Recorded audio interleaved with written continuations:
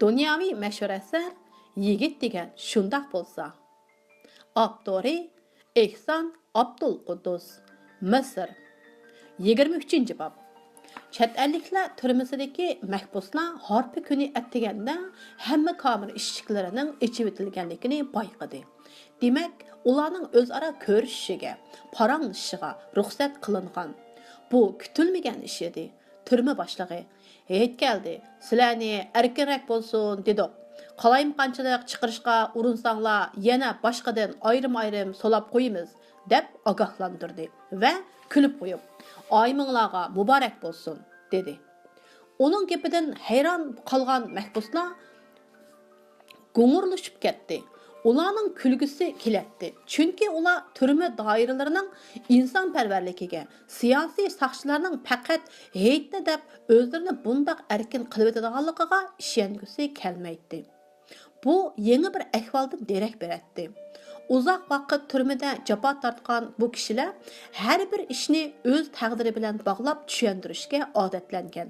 Hatto soqchi amaldorining hijishi, turma boshlig'ining olishlari, turma soqchilarining xushomadlariga biror yaxshilikdan derak berdigandek ta'bir beradi. Nimish bu? Ajab, hamma kameralarning eshigini ochib etib, mahbuslarning o'zaro oralashishi, paranglashishiga ruxsat qilyotdi-ku. Demak, İbrahim Hamdining qechish delosi ustidagi tekshirish tugabdi, to'xtabdi. Tekshirish nima uchun to'xtagandi? Qaraganda ular İbrahimni topdi yoki İbrahim qurbon bo'lib ketdi. Mahbuslar kameralardan chiqib asta mang'atdi. Chunki ular uzoq vaqt kichikkina uyda yetivergashga mengishni unutib qolay degan edi. Ular xuddi turma hovlisida erkinlikka erishganligiga ishonmagandek atrofiga qaraydi. Ular turma hovlisida to'plashib o'zaro salomlashdi. Heyitlarini muboraklashdi. Ularning ba'zilari kichik keçilik kiyimde, ba'zilari yaktak, yana ba'zilari mayka bilan kusar kiygan edi. Gahilarning putida sapmakash, gahilari yalang oyoq edi. Ular uzoq vaqt qiyin qistoqqa ilingan, qorong'u kameralarda yotgan bo'lg'ashqa chiroylari tatrang'u edi. Ko'zlarida g'azab nafrat aks etadi. Ular turma soqchisiga yoki o'tib ketayotgan soqchi amaldoriga itilib beribla ularni bo'g'ib etib, shikasta yegan teni, xo'rlangan izzat nafsi uchun ant oladigandek alpozda qaraydi. Ammo hamma kelishib qo'ygandek g'azab nafratini ichiga yutgan edi. Aran erishgan vaqtliq erkinlikdan obdan bahralanish, quyosh nuridan rohatlanish, ochiq havodan qong'ucha nafaslanib olishni o'ylaydi. Muhit kamera eshigi oldida turib turmadoshlariga sapsalatdi. Birdan ko'zoynakini ko'tarib qo'yatdi. Uningdimi o'zgarish bo'lgan edi. Chiroyidan jasurlik, ko'zlaridan mardonlik aks etadi. Qopoqlari burunqidek lipildapla turmaydi. U eg'ir besiq, turmadoshlaridan cho'ng, pishqon, muloyim ko'rinadi. Shundaqdimi u o'z beshidan o'tgan ishlarni, atrofidagi voqealarni cho'nqur muloyiza qilib, yot bir dunyoga nazar solib, bundaqmi bir dunyoning borligini bilib-atdi. Uning miyiqida tabassum paydo bo'ldi. Ko'zlari turmadoshlarining chiroyiga tikildi. U hech kimni tonimaydi. Burun ko'ribmi baxmagan edi. Turmadoshlarining ba'zilarini hojatxonaga ketib borganda g'ilpalla ko'rgan edi. Şuğunisi hazır ular onunğa konu tonuşladı. Ular bilen burundan billa turmuş keçirip kelgendek. Şuna ular bir ailede yaşayan adamlardek bir-birinin aldıda keçilik kiyim yoki iç kiyim bilenla iza tatmay yürgendek his qildi. Biri onunğa salam qildi. Yaxshimisiz Muhit efendi? Ayımınızga muborak bo'lsin. Özünüzden bo'lsin, dedi o javoban yangroq ovozda. Ahvol so'ragan bu ovoz Muhitga tonish bo'lib, bu ovoz 11-nomerlik kameradan chiqqan edi. "Bu yerga keling", dedi u. Abdulhamdini izlab Muhit atrofga qaradi. Uningmi o'ziga qarab kelayotganligini ko'rib, darhol uning oldiga bordi. Ikkilan birdan bir-biriga qarashib, xuddi bir-birini amda tunayotgandek turib qoldi. Orqadanlar qo'llarini mahkam siqib, zo'rg'a kulib qo'ydi. Keyin ixtiyorsiz quchoqlashdi. "Oyimingga muborak bo'lsin, ini", dedi Abdulhamdi Muhitning do'lisiga qeqib qo'yib.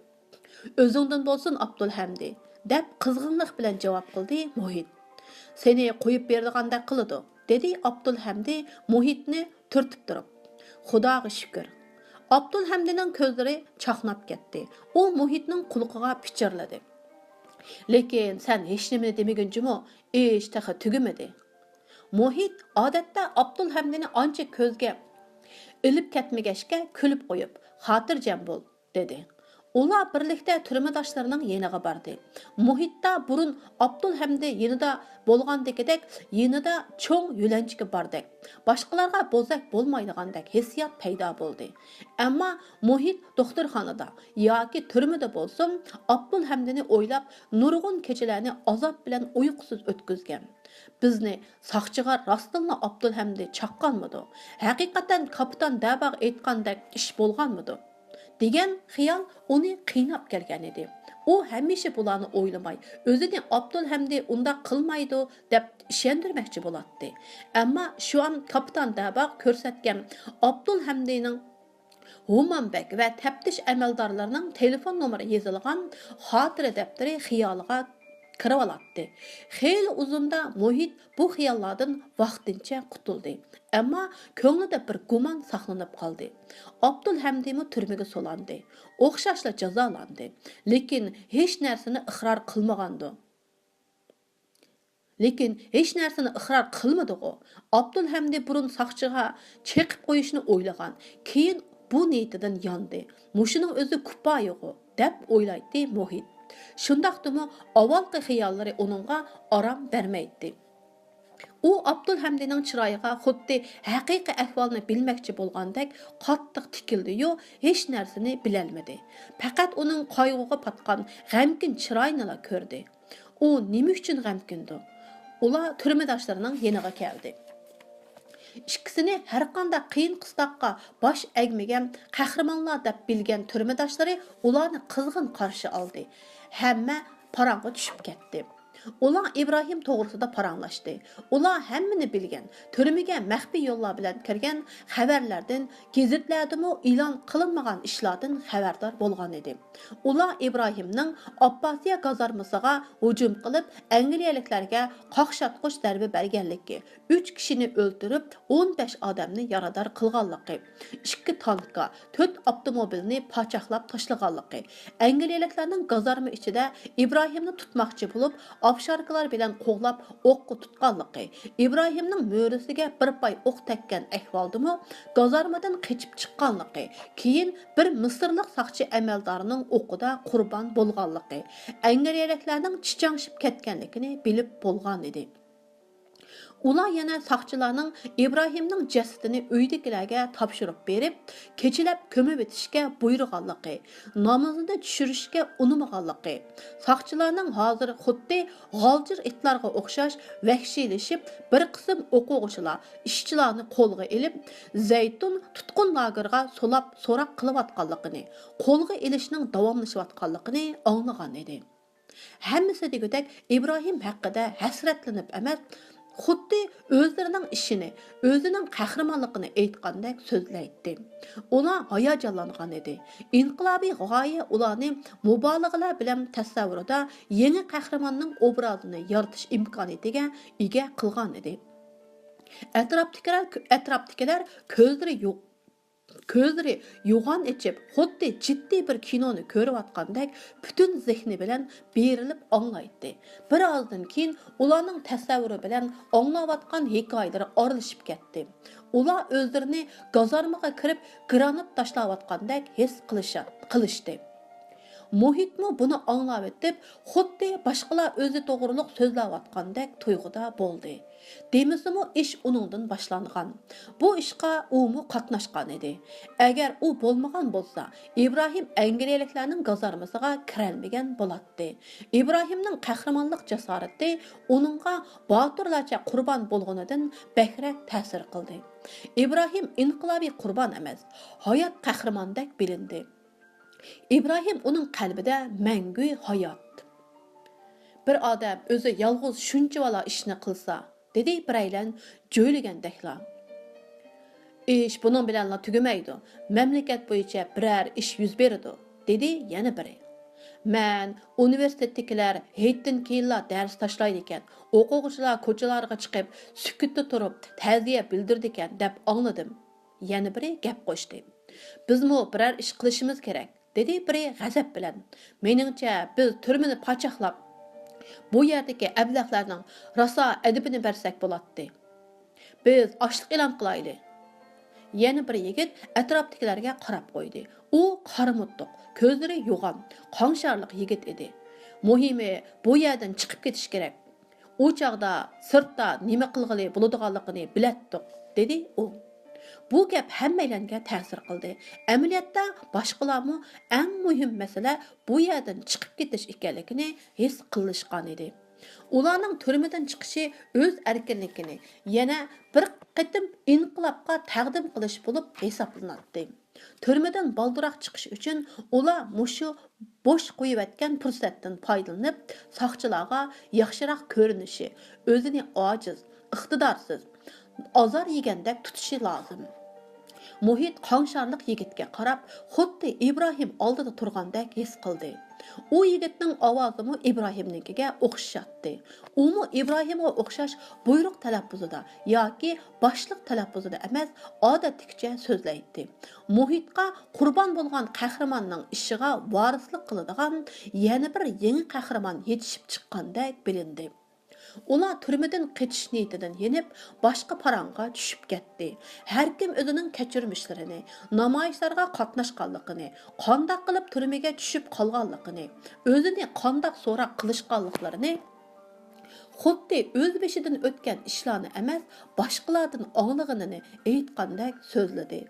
Muhit bir chetda turadi. Uningmi so'zligisi keladi.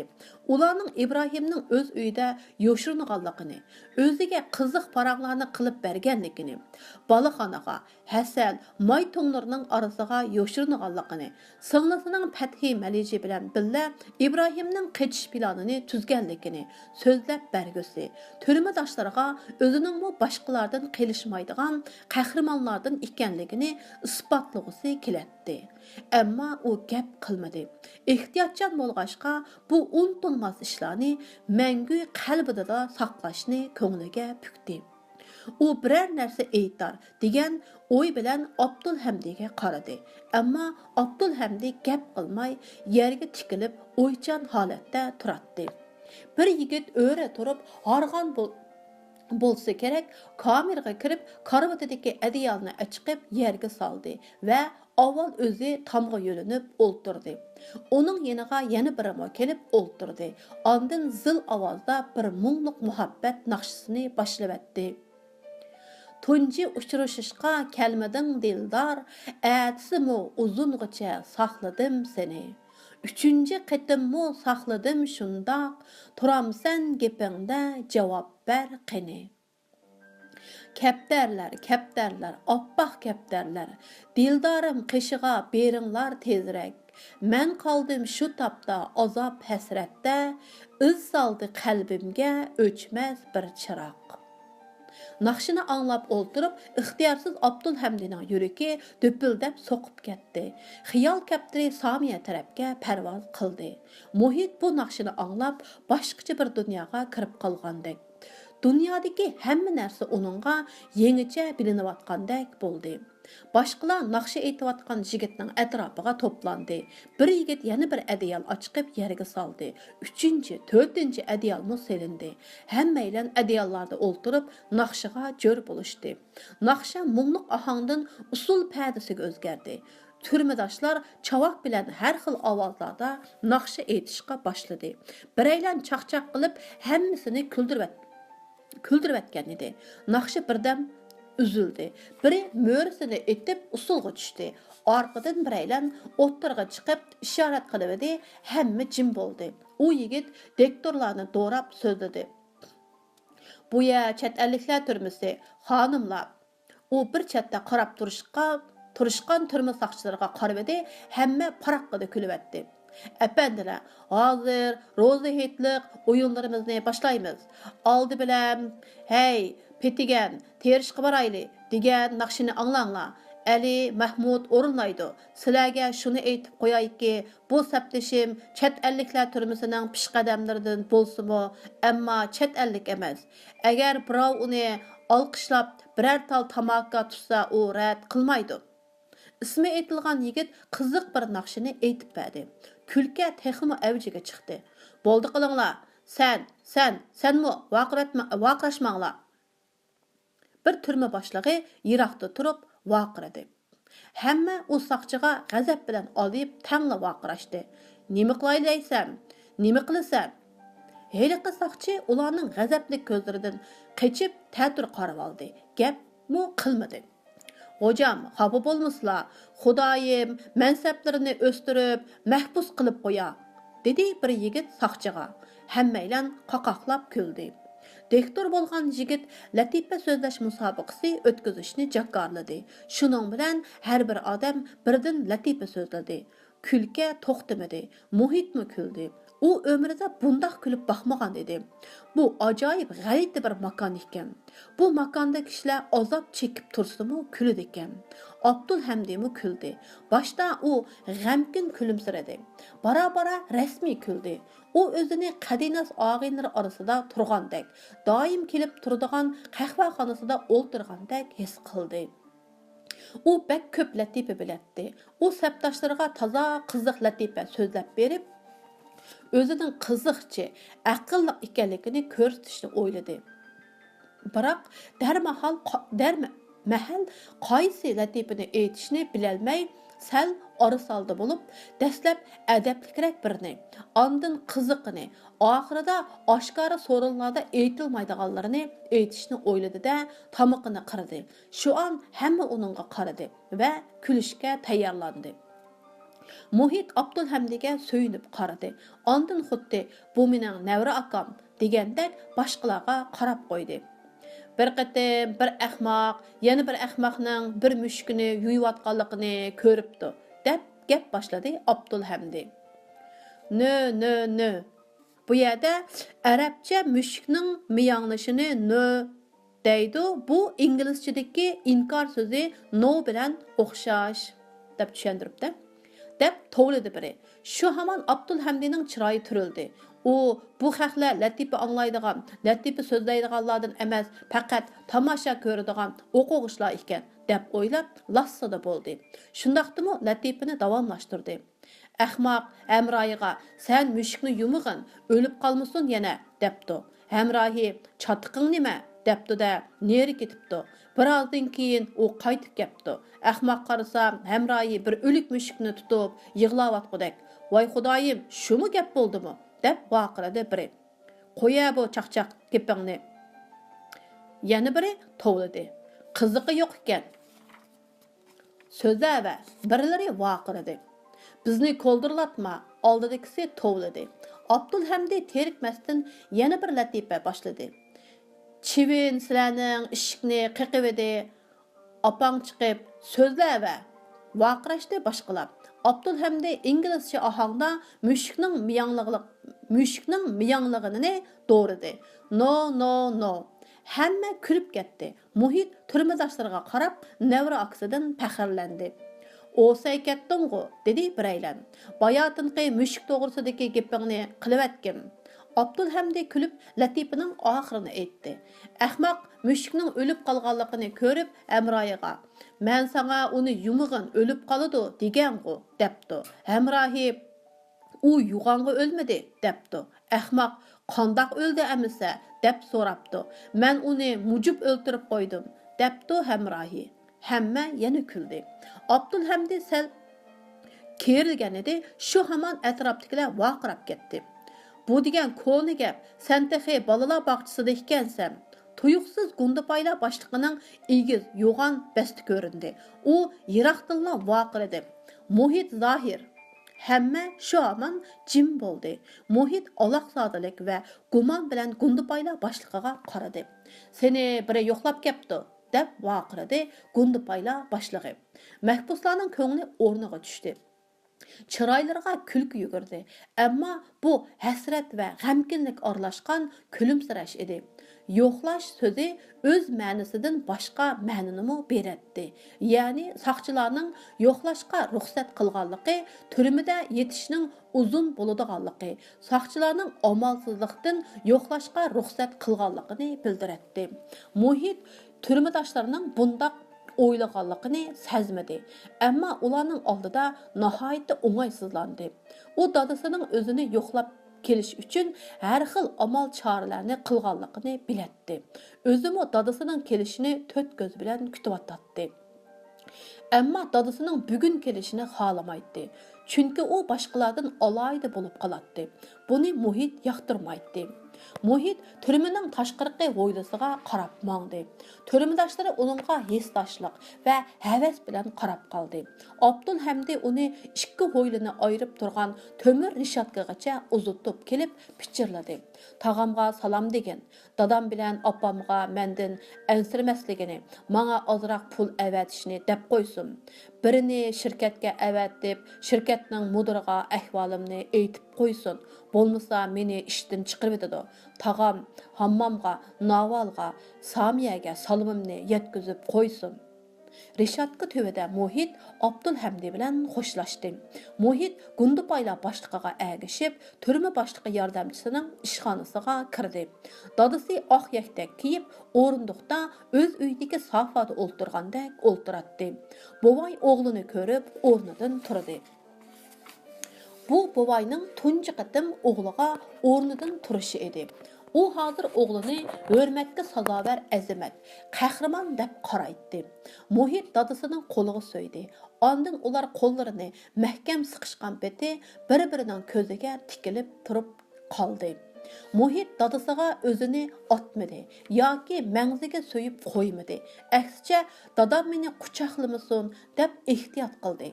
Agarda dadisi uni bag'riga bosgan bo'lsa, u ustal orqasida o'ltirgan siyosiy saqchi, kirib chiqib yurgan turmi saqchilar oldida izzodan o'lgudek bo'ladi. Chunki u bu ablaqlarga azamat yigitdek emas, erkin oynaq boyvachchidek ko'rinib qilishdan bakmo qo'rqatdi. Bovay o'g'lining ko'nglidagini sezdi bo'lg'ay, o'g'lini quchoqlamadi yoki so'yib qo'ymadi. Ular uzun o'rindiqqa o'ltirishdi. Siyosiy saqchi ularning gapini anglash uchun quloqini ding tutdi, ammo ular hech nima deyishmadi. Ular o'zaro ahvol so'rashib bo'lib, gapi tugab qolgandek his qilishdi. Keyin Muhit, "Opam yaxshimi? Opamning salomatligi qandoqroq? Samiya bilan Navalchi?" dedi. Bovay bularga javob berib, Abdul Hamdini so'radi. Bu gaplardan keyin ular gapi tugab qolgandek jim bo'lishdi. "Balam, nima ish bo'lsa aytqin.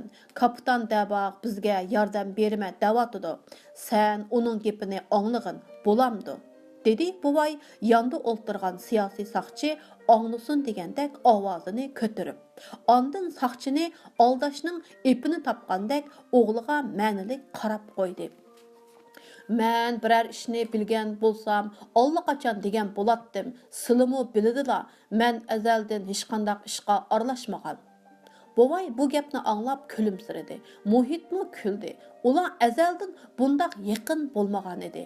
Bovay shu topda o'g'lini o'zi qo'g'daydigan bola emas, balki do'sti.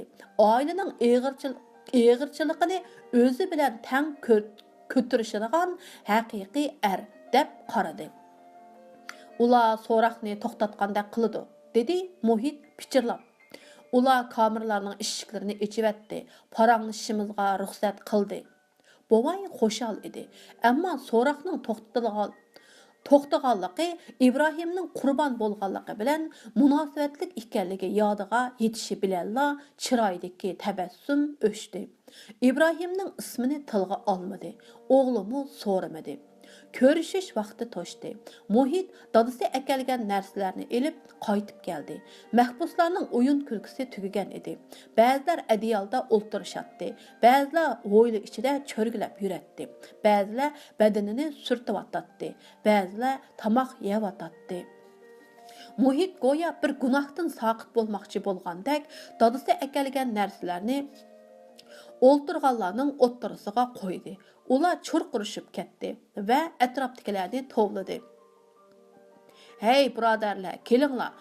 Yeydigan narsa kelib qoldi." Hash-pash deguncha yemakliklar mahbuslarning qo'liga chiqdi. Og'ziga kirib tugidi. Turma saqchilari bir chetda eg'izlaridan seriq suv oqtirib qarab turishdi. Muhit öz kameraga kirib kiyimlarini almashtirdi. Abdulhamdi uning kaynidan ahvol uqqili kirgan edi. Muhit uningga oldirab-saldirab javob berdi-da, almashtirgan kiyimlarini pomlab tömür rishatga yenidiki, turma saqchisidan dadasiga chiqarib etdi.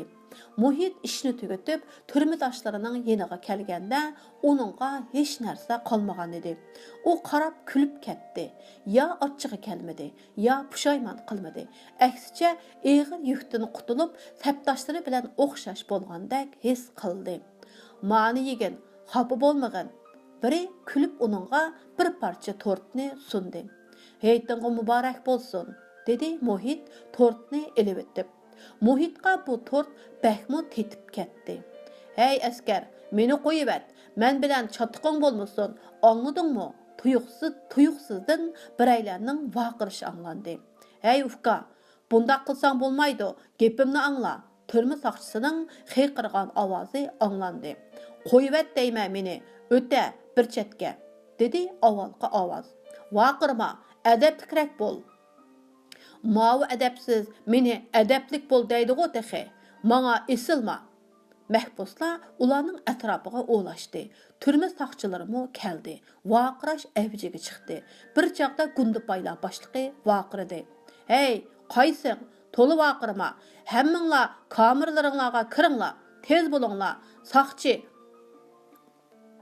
vaqirayotganni kameraga kirgizib et." Mahbuslar o'ziga keldi. Ular yana kamerlarga solunish, bir necha hafta tartgan zulmni yana tartish oldida turadi. Quyosh, havo, mahbuslar kollektivi. Hamma birdilla jiddiylashdi. Endi biz kamerlarga kirmasligimiz, erkinligimizni qo'g'dab, bu ablahlar bilan elishishimiz kerak. Bir turma saqchisi bir yigitni kameraga kirgizmoqchi bo'lib, qo'l so'zishiga yigit turma saqchining qursiqiga bir musht soldi. Orqadanlar yuziga musht otdi. Turma saqchisi vaqirab ketdi. Shuning bilan mahbuslar turma saqchilari bilan mushtlashib ketishdi. Muhit o'z kameraning oldida titrab turdi. Abdulhamdi jangga kirib ketdi. Kiyimi yirtildi. Mushtlashganlarning ichida hammadan yomoni shu edi. Bir mahbus yiqilib tushibdi, bir turma saqchisi uning beshiga tepib ketdi. Bir mahbus bir turma saqchisini tomga terib olib, burniga usdi. Saqchining burnidan o'qdek qon ketdi. Bir mahbus yugurmoqda. Yana bir chetda bir turma saqchisi yugurmoqda. Saqchi amaldori qurolliq nurg'un saqchini boshlab kirdi. "Saqchilar, tasmanglarni elib, ularni toza selanglar," deb vaqiradi saqchi amaldori. Saqchilar tasmalarni chiqarib, mahbuslarga itildi-da, ularning bosh ko'ziga taraslatib urishga boshladi. Atrofdan qiyqas cho'qon ko'tarildi. Bir mahbus bir saqchining qo'lidan tasmani tortib olib, uni savagan edi. Yana bir saqchi miltiqining payniki bilan u yigitning gajigisiga birni soldi. Yigit yiqildi. Mahbuslar o'z kameralarga qochdi. Ba'zilar kameraga bormaylar yiqilatdi. Turma saqchilari ularni chechidan so'rab akirib, eshikni qulflaydi. Muhit kamerada titrab turadi. Abdulhamdi mahbuslar ichidagi eng botiri bo'lib, teqicha mushlashmoqda edi. U tutuq bermaydi. Saqchilar qo'g'laydi. Bir chaqda uni saqchilar qo'rshib olib urib ketdi. Saqchilar bek ko'p edi. Abdulhamdining ko'zi qondan to'silib, hech narsani ko'rolmay yiqilib tushdi. Saqchilar uni so'rab kameraga soludi-da eshikni qulfladi. Kameralarning eshiklari qulflandi. Ichidan azobliq ingrashlar anglanib turadi. "Bu ablahlar, itning bolari," kimdir biri tilladi. Saqchi amaldori atrofni ko'zdan kechirdi. Hamma turma eshiklari qulflanganligini ko'rib, ishxonasiga qarab mangdi. Türmede kunlar asta o'tmoqda. Har kuni kulki ovozimi anglanatdi. Qiynashlarmi bo'lib turadi. Saharda mahbuslar turmadan chiqish istiki bilan uyg'onsa, oqshimi umidsizlik bilan ko'zini yumatdi. Abdulhamdining ko'nglida bir tugun bor edi. U ba'zida turmidoshlari bilan chaqchaqlashsimi, ba'zida varqirab, jarqirab, jidal chiqarib, mushu yo'l bilan ko'nglidagi tugunni yo'qotmoqchi bo'ladi. Ammo bu tugun yuragini mujib, uningga zodila orom bermaydi. U o'zining nima uchun keraksiz odam bo'lib qolganligining sababini tepishga urinatdi. Turmada uzun yotganligi bilan o'zini oqlab keraksiz odam emasman deydi-yu, turibla haqiqatan keraksiz odam ekanligini iqror qiladi. U turmada yotgandan beri bu haqda ko'p o'ylandi. Oxir o'zining şuda yo'q odam bo'lib qolganligidagi sabab e'tiqodi yo'qligidan ekanligini bildi. U hech kimga ishonmaydi. Dinga e'tiqod qilmaydi. An'analarga, axloq prinsiplariga rioya qilmaydi. Biror nazariyaga, hatto biror dohiyga ishonmaydi. U diplomga, jamiyatga, oilaga, hatto o'z dadasi va tog'isiga ishonmaydi. Faqat o'ziga ishonadi. O'zini eng aqlli hisoblaydi. Uning bu aqlliqligi hech qanday cheklamaga uchirmaydigan prinsipsiz, maqsadsiz aqlliqlik bo'lib, bu xuddi quruq cho'rgilaydigan mashinaga, odam boshqarmaydigan istanokqa o'xshatdi. Bundaq mashina istanoklar portlash bilan tugaydi. Ya'ni o'zimi yo'qaydi, atrofidagilarni yo'qotadi. Agarda u biror narsaga e'tiqod qilgan, shu yo'lda oz-to'la jafo tortgan bo'lsa-da, o'zini baxtli his qilgan, o'zini bo'lumsiz odam deb azoblanmagan bo'ladi. Uning tog'isi boy bo'lmasimi, baxtli edi. Chunki u dinga, jamiyatda shakllangan bir yurish prinsiplariga e'tiqod qiladi. O'zining turmush shaklini shularga asosan o'rinlashtirg'ashqa xotirjam yashaydi. Hamda uning o'ziga xos aloyligi bor edi. Uning dadısımı baxtlik, uning bilan turmada yetayotgan yigitlarmi baxtlik. Chunki ular uningdek o'zlarini yaramsiz deb hisoblamaydi. Ular qamash va qiyin qistoqlarga uninkiga butunlay o'xshashmaydigan qat'iy, tavranmas ruh bilan muomala qiladi. Chunki ular o'zlarining bir xil prinsip, bir nishon uchun azob chekayotganligini biladi. Bundaq ishonch ularning azobini yengillatadi. İbrahim qurban bo'lgan bo'lsa-mu, yaramsiz odam emas, balki qahramon bo'ldi. Uni nima uchun qahramon deyishadi? Chunki u bir xil prinsip, bir nishon uchun qurban bo'ldi. U qurban bo'lganligi uchun o'zini baxtli hisoblagan bo'lishi, o'q tegib yiqilganda chiroyida tabassum jilva qilgan bo'lishi mumkin. Abdulhamdi əmdi etiqad yoluğa mangdi. O namoz o'qiydigan bo'ldi. Turmidoshlari bilan bo'lgan muomalada yangi bir axloq shakliga amal qildi. Soqchilarga texmi nafratlandi. Nima uchun ular uni qiynadi? O'ziga o'xshash minglagan yoshlarni qiynadi. Ular texi Angliya olvostilari uchun ketman chapmoqda. Butun hukumat shunday qilmoqda. Abdulhamdi Angliyaliklarga nafratlanib, ularni Misrdan chiqarib etishga bel bog'ladi. Abdulhamdi ixtiyorsiz to'liq o'rta maktabning diplomini elishni o'ylaydigan bo'lib qoldi. U texi kechikib qolgani yo'q. Agar jamiyat diplomni bir odamni o'lchaydigan o'lcham qiladigan bo'lsa, u cho'qim uningga erishidi. U boshqalardan to'liq o'rta maktabda qaysi darslar o'qiladiganligini surishtirdi. Keyin darsliklarni turmaga maxfiy turda akirgizib ko'rishga boshladi. U diplomga qiziqib qolganligini boshqalarning bilib qolishidan izo tortdi. Ammo u diplom elishga, shundaqla somiyaga erishishga niyat qilgan edi. Balki diplom elish somiyaga erishishning birdan-bir yo'lidir. Muhit kamerada boshqa bir o'y xiyol bilan o'ltiradi. U imtihonga qatnasholmaganligiga, bir yillik o'qishi bekor ketganligiga pushaymon qilmaydi. Chunki u bir necha oyda mushu chaqqicha o'rganganlaridan jiq narsalarni o'rgandi. u shu o'rganganlarini cho'nqurroq tadqiq qilib, texmi ko'p narsani o'rganib bilish ustida o'ylanatdi. U bu yer ochiq darsxona, muhit bu yerda kishilik hayotning haqiqiy mohiyatini o'rganib chiqishi kerak. Muhit turmaga maxfiy kirgan xabarlarga alohida diqqat qiladi. Oliy maktab o'quvchilari o'qish tashlab, keng ko'lamlik namoyish qilibdi.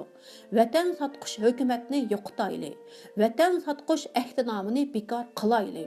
Ibrohim Hamdining intiqomini olayli deb shior to'g'labdi. 3 o'quvchi qurbon bo'pti. Biri Angliyaning Aleksandriyadagi tadqiqot o'rniga bomba tashlabdi. Yana biri 2 Angliya askarini o'ldirib etibdi. Bir Misrlik xoin o'ldirilibdi. Ishchilar birlashmasi bilan o'quvchilar birlashmasi qurilibdi. Turmaga hamma xabar kirib turadi. Hatto Salah Jahin ismli bir o'rta maktab o'quvchisi yozgan naqshimi turmaga tarqaldi. Naqsha mundaq edi. İbrahim tökkan qandin nurlandı quyosh. Mudhish bu kunlarga qolmadi uzoq. Rang olg'ash quyoshmu mardlar qinidan yep-yangi bir davr yuz ochar parlab. Muhit bu naqshini g'ingshib aytib o'zidan so'raydi. Nima uchun o'quvchilar o'zini qahramonlik bilan qurbon qila oladi? Turmagan so'linishdan qo'rqmaydi. Nima uchun har xil qiynashlarga chidaydi? Bu naqshlarni nimishqa yozadi? Ular sarang emas. Ularning hammasi buzuq yigitlar emas. Qandaqdir bir narsa ularni mushundaq qilishga undayotdi. Bu narsa ularning hayotidanmi qudratlik. Muhit uydagi chaqda buni bilmaydi. Chunki uning o'y xiyoli, harakati butunlay dadasining cheklimasi ichida bo'ladi. Vatanparvarlik degan nima? Mustamlikachilik degan nima? Mustaqillik degan nima? Qandaq qilsa vatan sotqanlik bo'ladi? Xalq degan kim? Bu savollar uni o'ylantiradi. U o'zini tuman ichiga kirib qolgandek his qiladi. U bir turmidishidan Abdurahmon Rafi'i. Bu yerdagi Abdurahmon Rafi'i 1889-yilda tug'ilib, 1967-yilda olamdan o'tgan arablarning o'tog'liq tarixshunosi, siyosiyoni va advokati Qohirada tug'ilgan. Rafi'ining Misr tarixi haqidagi kitobini oldi va o'qib ba'zi masalalarni bir oz tushundida Abdurahmon Rafi'i yozgan hamma kitobni va boshqa kitoblarni, Qur'oni Karimni, Marksning Kapital nomli kitobini o'qib chiqdi. U masalalarni tushunishga boshladi. Doim anglab turadigan ismlarning va ta'sirli shuarlarning ma'nosini bildi. Savodoshlarining nima uchun inqilobga qatnashadiganligi, qurbon bo'lishdan qo'rqmaydiganligini tushundi. Muhit bakla hayajonlandi, ammo harakatida bilindirmadi. U azaldan alam bilan ish qilishni yoqtirmaydi. Shunga u turmidoshlari qo'zg'agan harakatlarga qatnashmadi. Turma soqchilari bilan jidallashmadi. Turmada tinch, yolg'iz o'ltiradi. Shunga o'zi bilanla o'tib, eg'ir besiq deb nom oldi. Uning kallasida endi oxirgi nishonga yetadigan, butun millatni tavratadigan yangi, to'g'ri ko'z qarash shakllangan edi. Bir kuni attiganligi Gundubaylar boshliqi o'ylada turibla vaqiradi. Muhit Mustafa Zohir. Muhit gap qilmasdan Gundubaylar boshliqiga qaradi. Gundubaylar boshliqi, "Narsa keraklarni yig'ishtir, seni qo'yib berdik", dedi.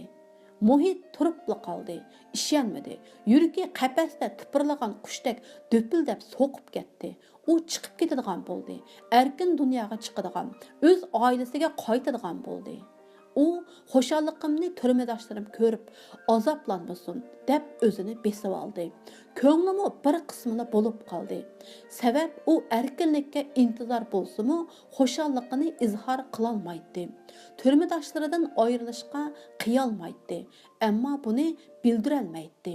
Chunki yolg'iz ular erkinlikka erishgan edi. Umu turmadoshlarimni sukut qilishdi. Birozdan keyin turmadoshlari: "Og'ayna, muborak bo'lsin sana. Bizni unutib qolmagan. Sen bilen pat arada görüşüşke Xudoyim nisip qılğay deyişip onu təbrikləşdi. O türmedaşlarının təbriklərini, söyüşlərini qabul qılğaç, nərsi kereklərini yığışdırdı. Ondan ular bilen bir-birləb qol elişdi. Abdülhamdi, sana mı az qaldı, dedi o Abdülhamdi'nin qolunu sıqıp durub. Muhit türmeden çıkıp siyasi sakçının yanında toxtab bazı anketlarını toldurdu. Siyasi sakçı onu siyasi hareketlerge qatnaşmaslık toğrusudaki əhdinaməgə qol qoyuşunu buyurğan idi. Muhit mıyıqıda külüp qoydu. O endi siyasi hareketlerge qatnaşmaslıqqa kepillik qılalmaydı. Siyasi onun ideyasiga, qalbiga o'rnagan, qiyniga aralashib ketgan edi. Amma onun namı hazır siyasi emas, vatanperverlik deb atılatdı. Muhit siyasi sakçı bergen anketga qol qoydu. Bunun yalğan qol qoyuş ekanligini faqat Muhit özü biletdi. Muhit sırtqa minişiga türme darvozasi ochildi. Kapitan Dabağ bir o'quvchini tutqan ikki saqchini boshlab keldi. Muhitni ko'rib, Udul türme başlığının ishxonasiga kirib ketdi. Saqchilar bir o'quvchini siyosiy saqchi uyiga elib kirdi. Baya Muhitga anket bergan siyosiy saqchi o o'quvchiga qarab qo'yib, yangi anketlarni to'ldirdi-da, saqchilarga "Uni hozir bo'shagan 8-kamerga solab qo'yinglar" dedi. Muhit beşini langıştıb qoydu. Amma yeni bir səptişinin qolğa ilinğanlıqıga əfsuslanmadı. Çünki o hazır nurgun davlilarını, yani köreşnin toxtab qalmaydıqanlığını bilgen idi. Muhit türmeden çıkıp ketdi. 23. bab tügüdü.